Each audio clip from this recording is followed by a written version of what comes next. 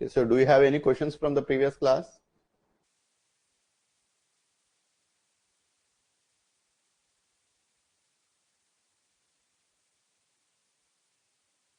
Any questions?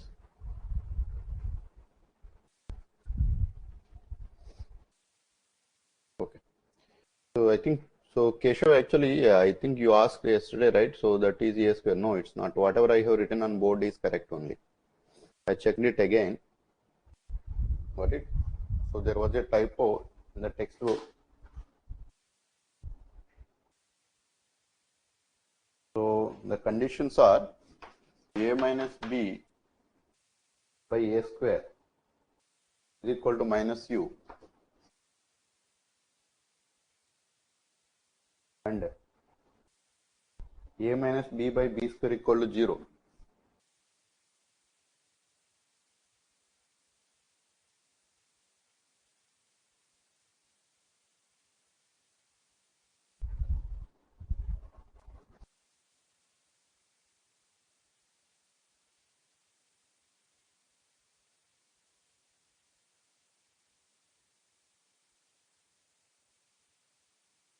C minus d by a square equal to 0.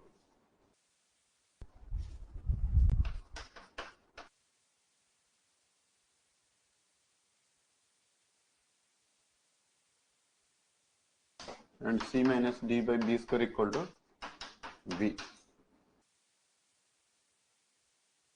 minus v. Yeah, so these are the conditions, right? So these conditions, if you solve it, then take these two, that is c minus d by a square is equal to 0, and c minus d by b square equal to minus v. And then if you subtract, then this will be, so d by b square minus d by a square equal to v. It implies d into, so 1 by b square minus 1 by a square equal to v. Then a square b square divided by, a square minus b square divided by a square b square. So d equal to minus v by into a square b square divided by b square minus a square. So this is the d value, and if you substitute this in any of the equations, so c value will be, c is equal to, if I take it this equation, d by a square, so minus v a square b square divided by b square minus a square into a square. So this a square will cancel, minus v b square divided by b square minus a square. So this is what actually is coming out to be b square. In textbook it was a typo here. Got it?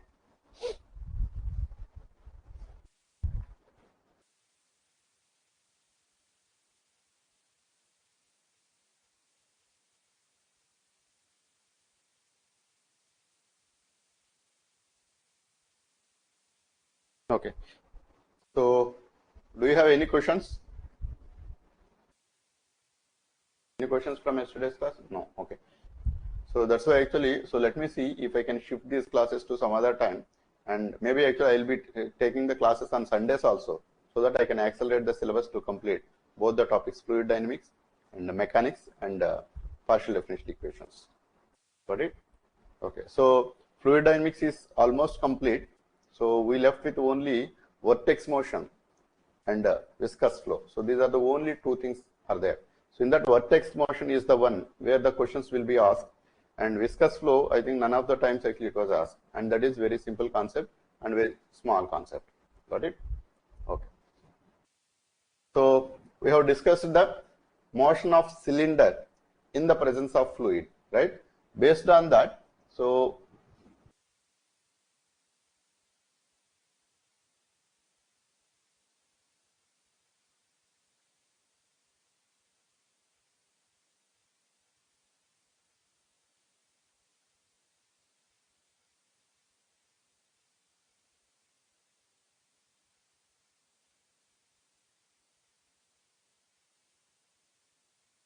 okay. So based on this, note down one problem.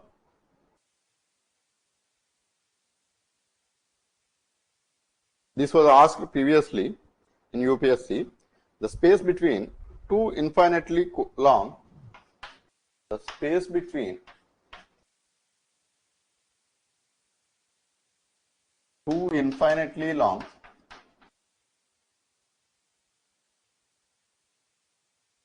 coaxial cylinders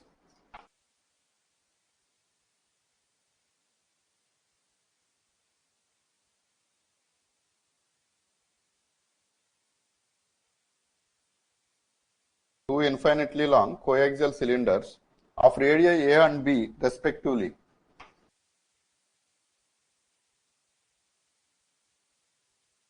A and B respectively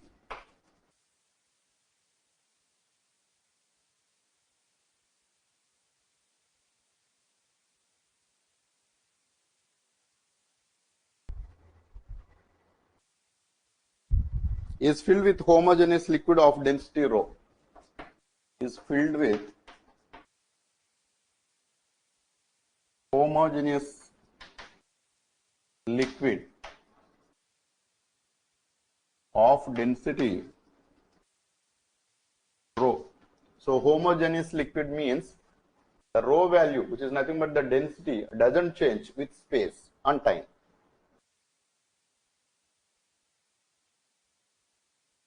And the inner cylinder is suddenly moved with velocity u.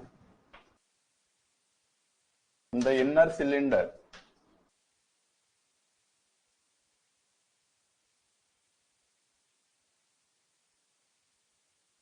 is suddenly moved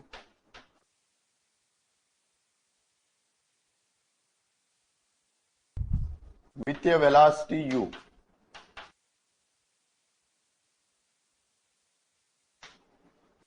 With a velocity u perpendicular to the axis.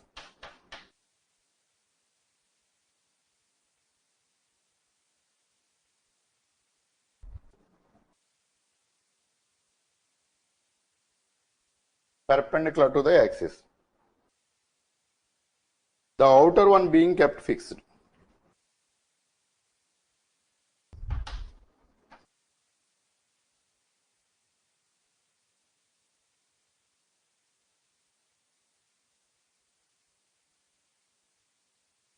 Being kept fixed.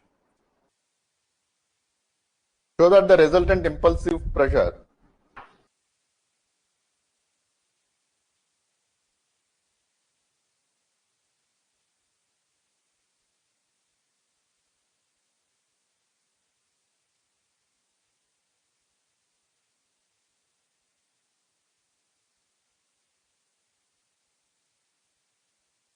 so the resultant impulsive pressure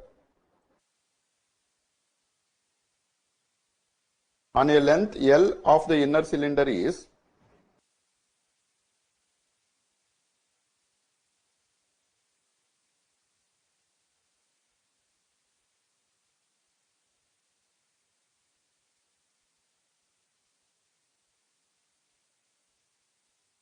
of the inner cylinder is P equal to pi rho A square L into B square plus A square divided by B square minus A square. We need to prove this times U. Got it? Okay. So this is a problem statement. If you notice the space between two infinitely long coaxial cylinders, that means imagine that there is a fluid horizontally, and in that actually there is a big cylinder that is insert, so immersed. Now this is the cylinder. Now inside there is one more cylinder that got immersed. So that means between these two cylinders there is a fluid, and that fluid, if you look at from the top, it will be two coaxial circles on the, so in between the coaxial circles. So this is one cylinder.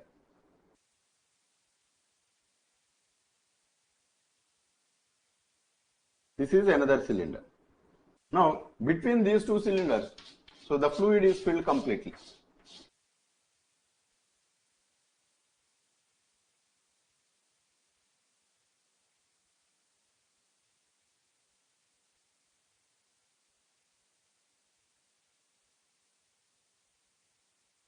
So this is how the situation, right? Now the inner cylinder radius is given as A and the outer cylinder radius is given as B.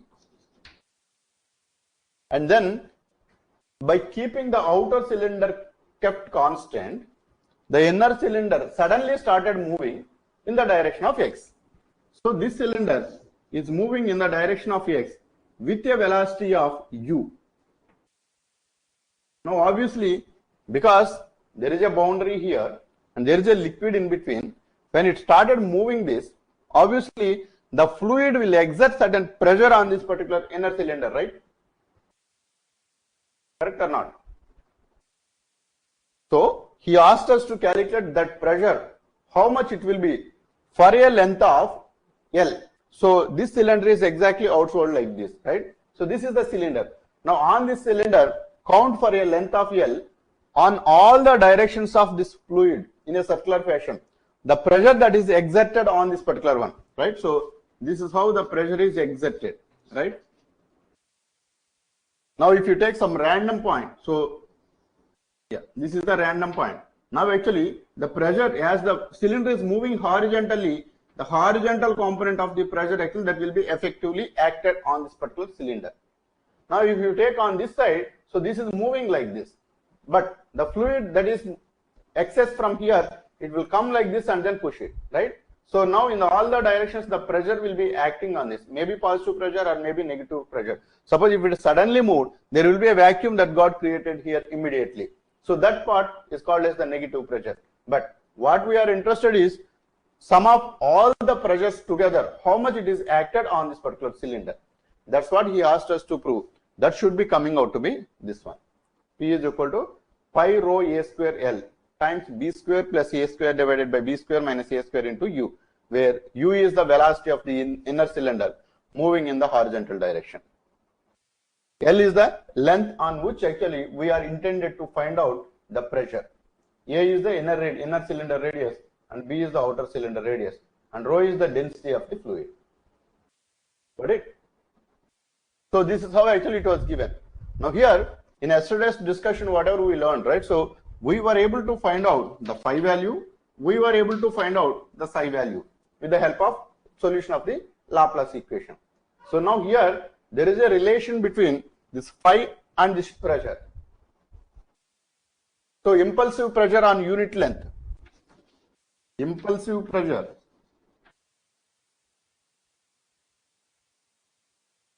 on unit length will be F is equal to, so if I call impulsive pressure on unit length, F is equal to pi times of rho. So this is the one actually which we will be using. Now if you check the dimensional validity of this, phi is nothing but it is having a relation of Q is equal to minus dou phi by dou r. That means dimensionally phi is nothing but the velocity times of radius. So here length into velocity, right? So phi is equal to dimensionally length into velocity. Length into velocity. Now rho is nothing but mass by volume. So if I write mass by volume,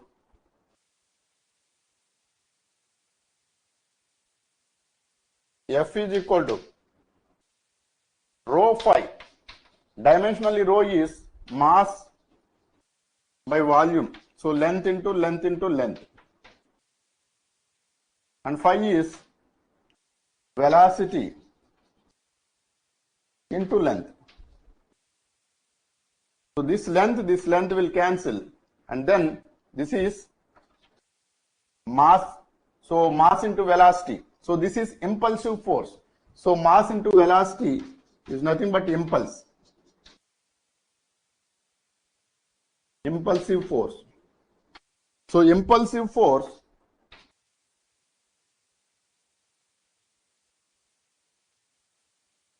divided by L into L is area.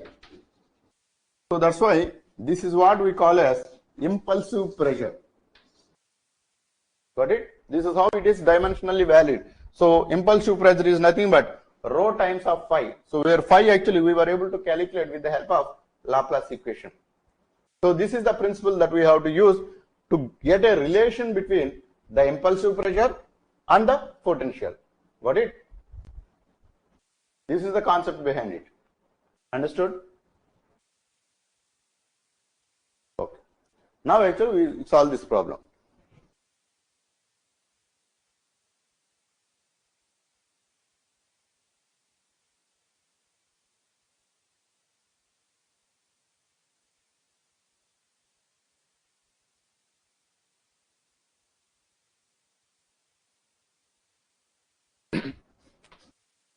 Let the velocity potential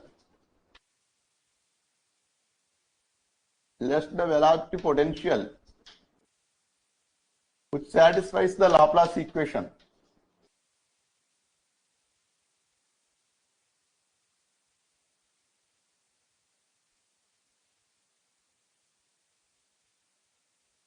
be phi equal to AR plus B by R times sin theta or cos theta? Cos theta plus CR plus D by R times of sin theta. Now we have the relation minus dou phi by dou R is equal to, or just minus del phi is equal to Q. So Q is nothing but the velocity. Now dou phi by dou R at R is equal to A. So this is equal to minus U, because minus dou phi by dou R is equal to U. Dou phi by dou R at R is equal to A will be minus of that. So this is minus U. Now from this equate dou phi by dou R is nothing but dou phi by dou R is equal to A minus B by R square times cos theta plus C minus D by R square times sin theta, and this value is equal to minus dou phi by, so dou phi by dou R, which is equal to minus U. So this is at R is equal to A. So this will be A minus B by A square cos theta plus C minus D by A square sin theta equal to minus U. Coming to the outer cylinder with this complex potential, so the outer cylinder being kept constant, that means V is equal to 0. So if V is equal to 0, that is dou phi by dou R at R is equal to B, and this is equal to 0, and this is dou phi by dou R at R equal to B will be A minus B by B square cos theta C minus D by B square sin theta, and this value is equal to 0. Yesterday it was V. In today's problem we have treated that V as 0, so nothing different from that, right? So based on this, you give me the value of phi by solving these two equations. So these two equations are there. You can equate the corresponding terms on the left side and right side to get these values. That is A minus B by A square is equal to cos theta term is nothing here, sin theta term, yeah. So equate this and correspondingly calculate the value, or else actually you can substitute U and V values in yesterday's problem. You give me the phi value.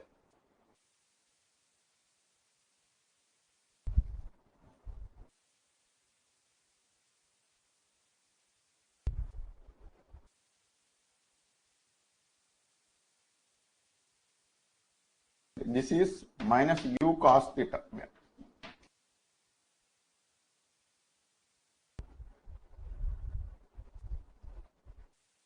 Why? Because so when it is moving, right, so you take the horizontal component of the force. So this angle is theta. Suppose if it is moving, then U cos theta is the force. Yeah.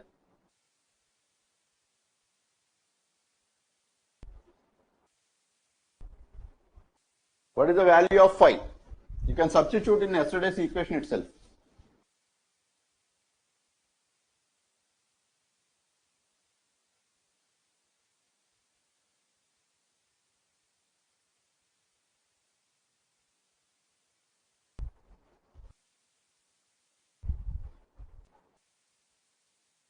So phi will come as UA square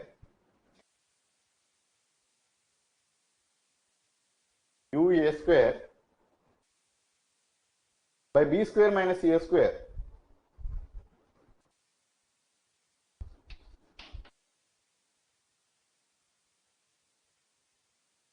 R plus B square by R times of cos theta.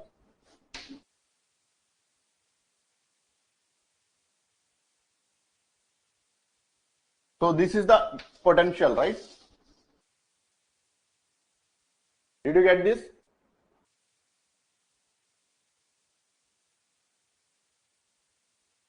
Yes or no? The potential value after substituting the U value and V is equal to 0 in the yesterday's potential calculation, this is what you are going to get it, right? Now from this you got the velocity potential, then impulsive pressure.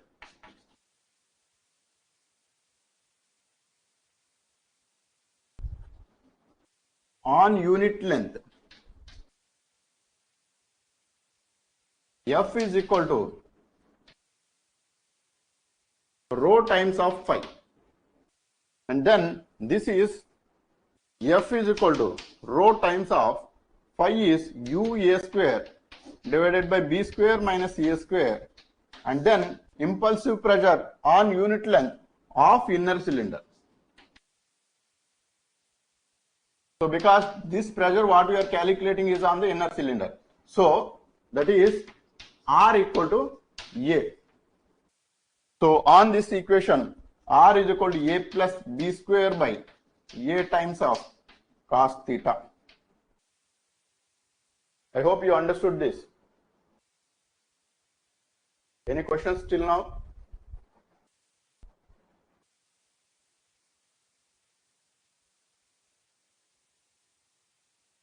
Okay.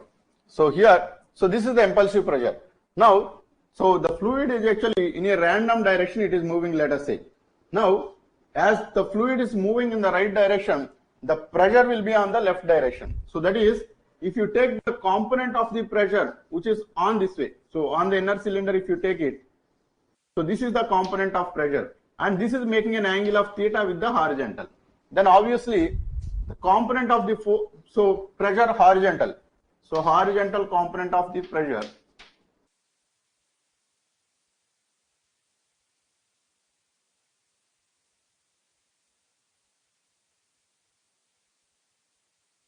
so this is F cos theta. So this is the F cos theta, because see this. So this is at a random direction we have taken, but the cylinder is moving in the horizontal direction. So obviously the pressure will be acted on this particular cylinder will be horizontal. So that means the horizontal component of the pressure will be effective on this. So that horizontal component you are going to get it if you multiply with cos theta. But this value F is nothing but again cos. So this entire thing multiplied by cos theta. Then F cos theta, if you get it, that is impulsive pressure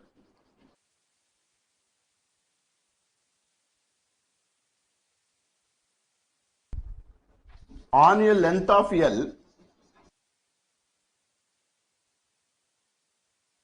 and in the direction of X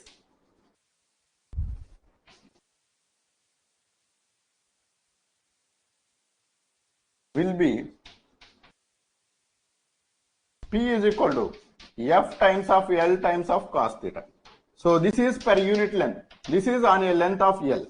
So the component will be cos theta. Now P will be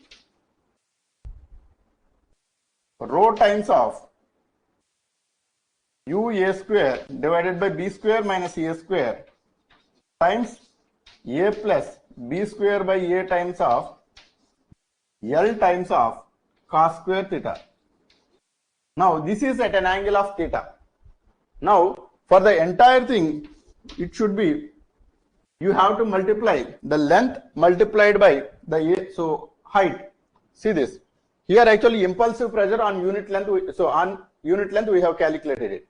Now here for the entire cylinder, if you wanted to get it, you have to identify the entire area and then multiply with that, right? So that area will be for a circular cylinder, if you take it, so this length will be r d theta. This length will be r d theta and the vertical height will be L.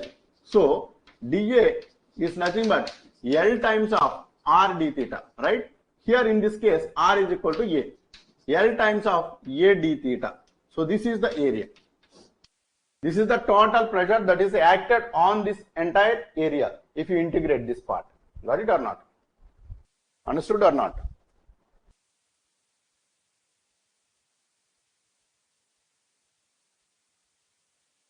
So here, so L times of cos square theta into A d theta will be the total pressure that is acted on it. So the procedure what we have adapted here it is, so that is on a unit length, how much pressure that is acted because of the movement of this particular cylinder in the x direction in the presence of this fluid. Now we take all the area on which you wanted to calculate the total pressure. So that total pressure will be, you have to multiply this entire area. So that area will be length times of the width. So width will be r d theta. So for an elemental length of dr. So that is, so r d theta, if you multiply it and integrate it over 0 to 2 pi, this will be the total pressure. So in this rho u a b, everything is constant. You take out everything out. So L is also constant. So cos square theta d theta will be left over and this a also will come out. Got it? So complete the integral and tell me the final answer.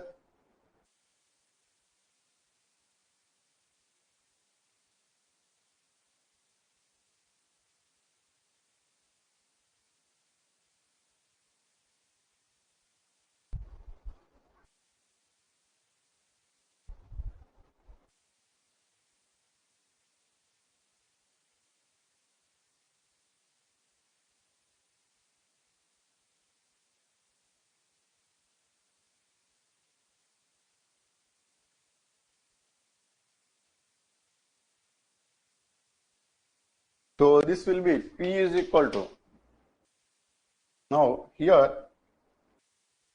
rho times of U times of A times of A square plus B square divided by B square minus A square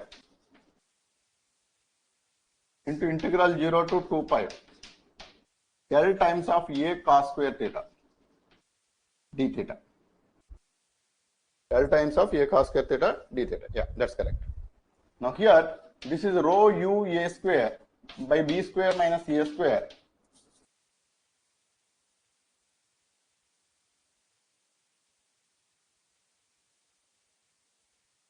so this A also I brought it out and times L integral cos square theta 0 to 2 pi. So this will be 2 pi finally. So integrate it and substitute it. So it will be 2 pi. Yeah, that's correct. So then this will be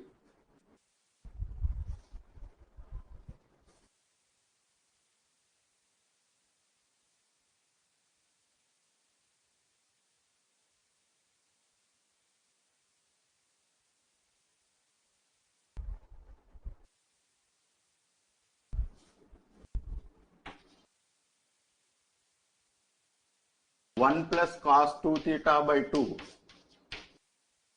integral of it, then this will be 1 by 2 integral theta plus integral cos theta sin 2 theta by 2, upper limit is 2 pi and lower limit is 0. So if you substitute it, 2 pi by 2, not 2 pi, yeah, by 2. So 2 will cancel and this is rho u A square L, A square plus B square divided by B square minus A square, pi rho times of. So this is the total pressure that is acted on the cylinder on a length of L. Got it?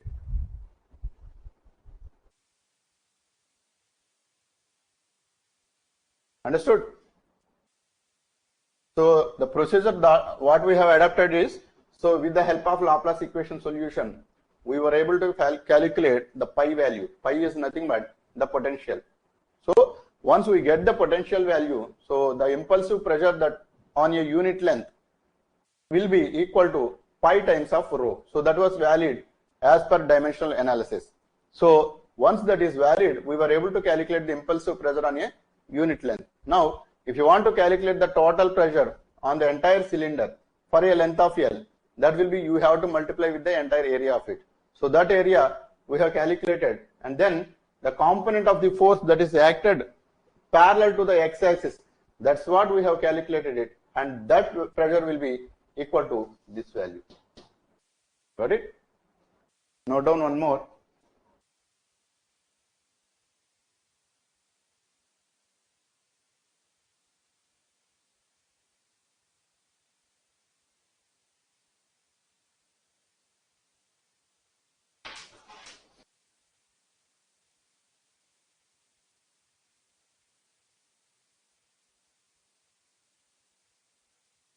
An infinite cylinder of radius A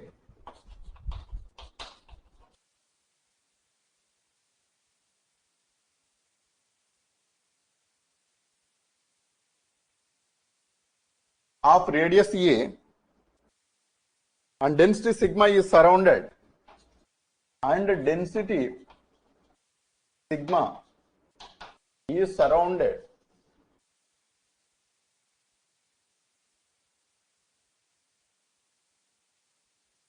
by a fixed concentric cylinder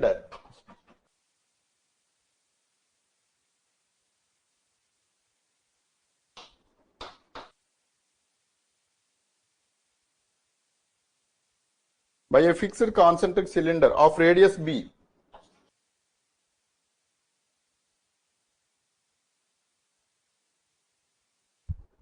and the intervening space is filled with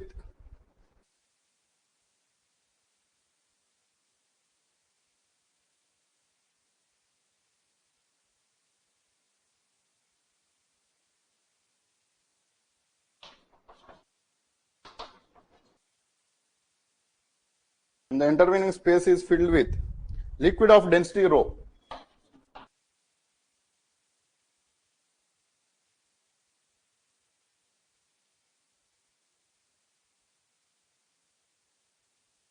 Prove that the impulse per unit length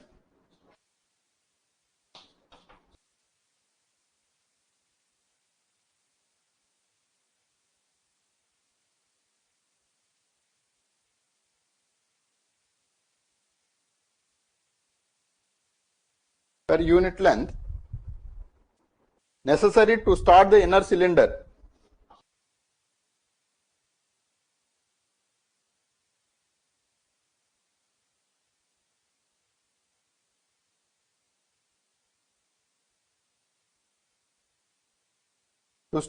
cylinder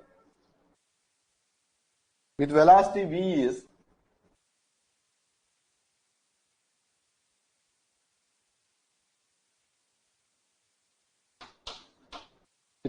V is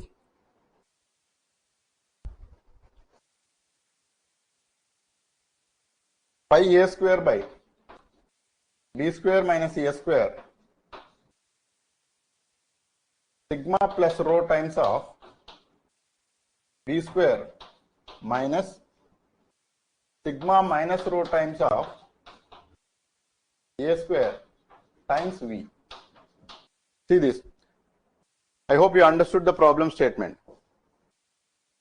So in the previous problem, what he asked for is, he asked us to find out the impulse pressure that is acted, right, on the inner cylinder by the liquid.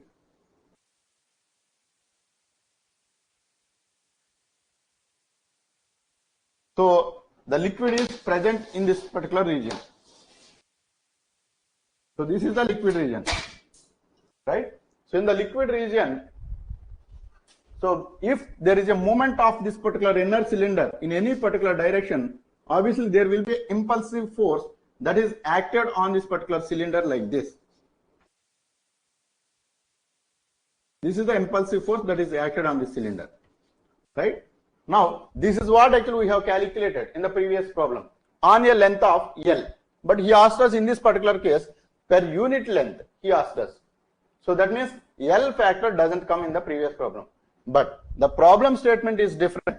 So if there is an impulsive force that is applied on this particular inner cylinder, then this impulsive force is nothing but, so it is acted by external force. That means you wanted to move this cylinder. So for that I have given some force. That is impulsive. Suddenly I have given the force.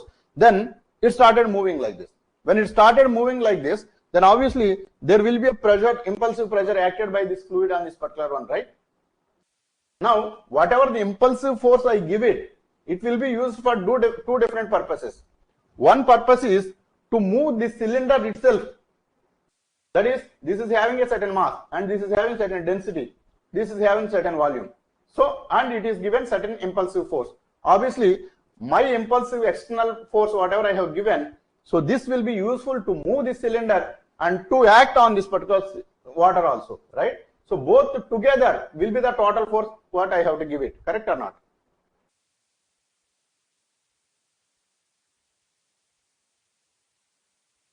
Got it? Understood or not? So that is the change in momentum of this particular inner cylinder should be equal to the external pressure plus impulsive force. Change in momentum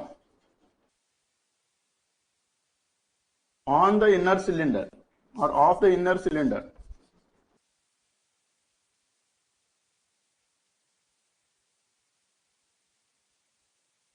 is equal to external impulsive force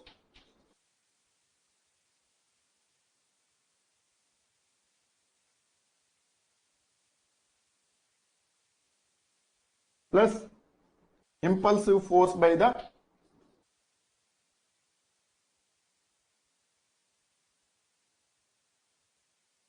fluid. But this impulsive force will be in the opposite direction because the cylinder is moving in this direction. The impulsive force in the opposite direction, that is negative of it. So that is the change in momentum. Initial velocity is 0 and then it is given certain velocity to the inner cylinder. And this is having a density of sigma and this is having a density of rho. Then mass into velocity. Mass is nothing but density into volume, right? So first actually we calculate the impulsive pressure on unit length. How much it will be? We have calculated in the previous problem also. You note down this, I am going to erase it. Yeah.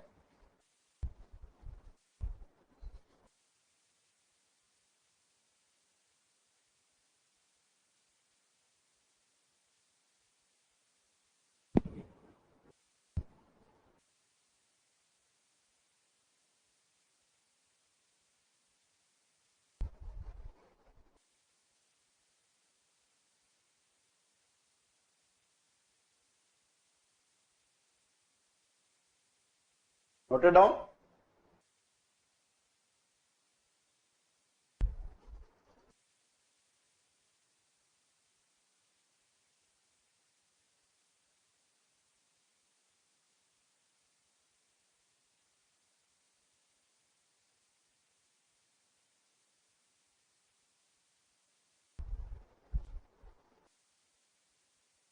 Then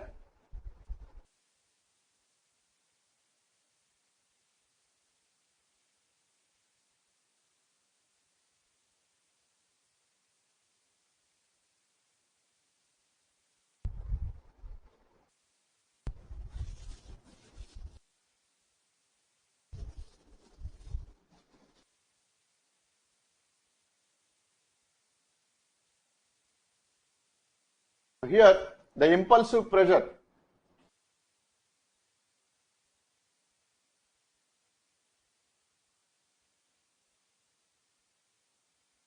by the fluid will be P equal to, so we have calculated earlier pi rho A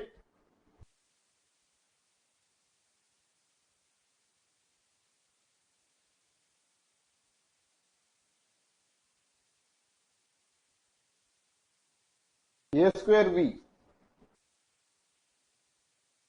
times b square minus a square, b square plus a square divided by b square minus a square. So this is the impulsive pressure, right? We have calculated in the previous problem, but the L factor is not there because we are calculating on unit length. That is the only difference. Got it? Then the change in momentum of the cylinder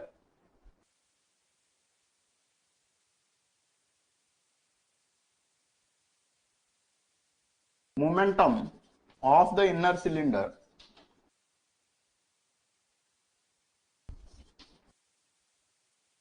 so this is nothing but change in mass into velocity. So momentum is nothing but mass into velocity, d times of mass into velocity, right? So the mass is rho into v. So on unit length we are calculating it.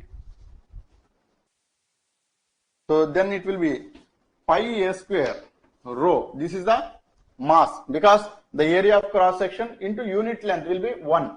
So 1 into rho into a square. So pi into a square times rho. This is the mass of the fluid.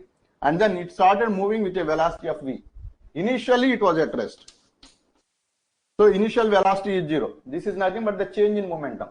And this should be equal to whatever the external impulsive force I have given plus whatever the impulsive force that is exerted by the fluid. Got it? Understood or not? So he asked us to calculate this one. But this impulsive pressure, this is acted along the negative x direction.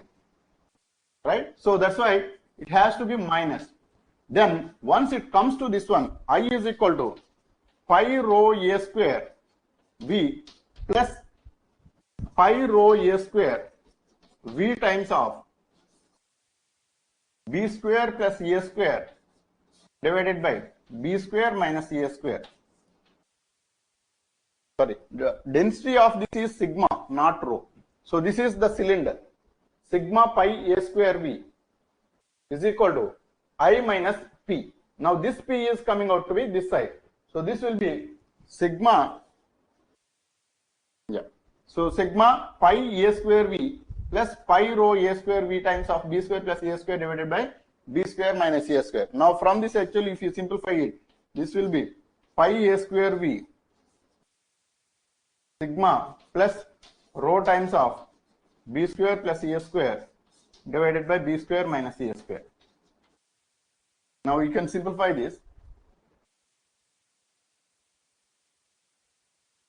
Pi a square v by v square minus a square, and this will be sigma b square minus sigma a square plus rho b square plus rho a square. So this is the final answer. So pi a square by b square minus a square times v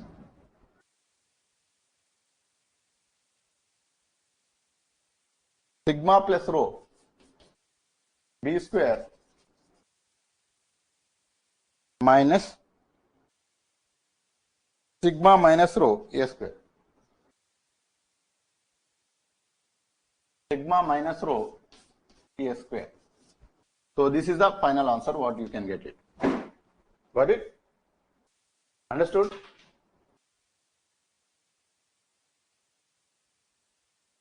Any questions on this? So basically some physics principles what we are using it here. So that physics principles you have to be aware of it already. So those are very minor principles only. That is mass into velocity is nothing but the momentum. So impulsive force is nothing but, okay, you have noted down this. I'll just give that a brief view of that physics principle. Noted?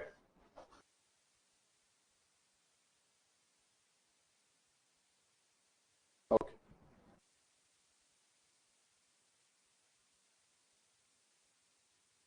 So the term consistently we used is that impulsive force. So as per Newton's second law, the change in momentum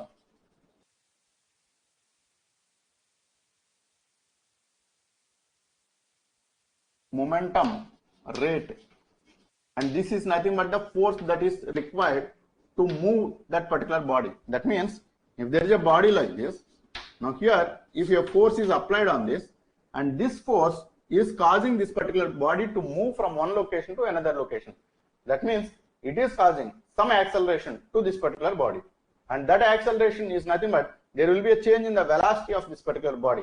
So F is nothing but mass times of final velocity minus same mass times of initial velocity divided by time. So this is nothing but the force as per Newton's second law, or this can be written as F is equal to mass into V minus U divided by T. So this is F is equal to ma. So F is equal to ma is applicable only for a constant mass. But what if there is a variable mass? If it is a variable mass, then this is the master principle. From this actually we have derived it, assuming that the mass is constant. But if the mass is variable along with the velocity, then you always need to consider the force as dp by dt, where p is equal to mass into velocity. So the product of mass into velocity is important for us. And this product of mass we call as impulse. So P is equal to momentum. The product of mass into velocity is called as momentum. And this momentum, so here actually if I multiply this T here, F into T is equal to dP, change in momentum. And this dP we call as the impulsive force.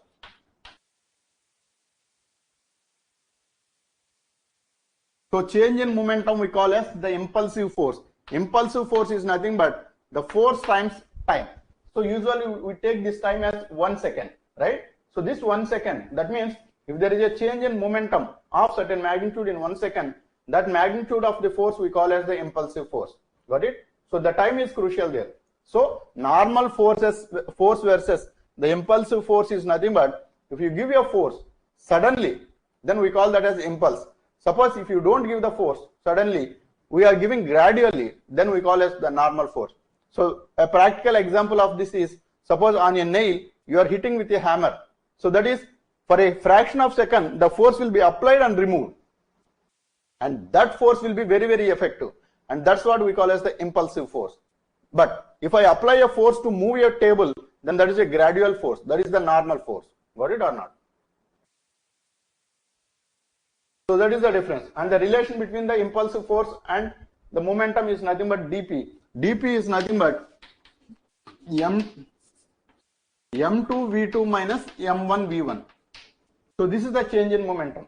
m2 v2, if there is a mass change, then m2 and m1, and obviously there will be a velocity change v2 v1. Now in our particular case of cylinder, this is having a density of sigma, then mass is nothing but so density into volume.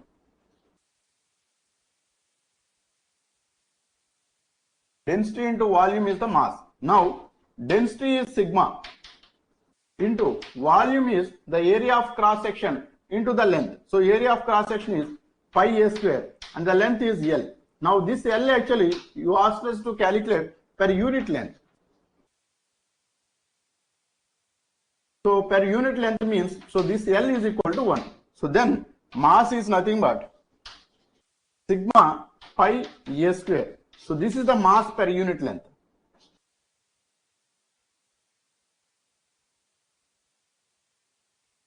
And this mass is required for us to calculate the momentum. And this mass is constant because the mass is not changed for this particular cylinder while it is moving. So this m is constant.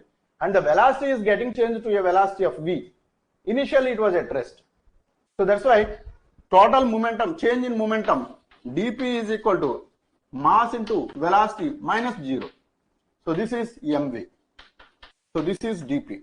And this is what we relate this to the impulsive force.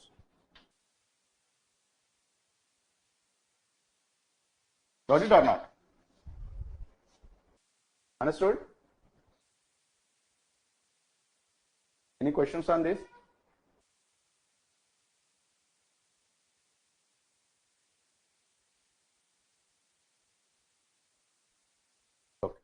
So that's all for today. So if you have any questions, you can let me know.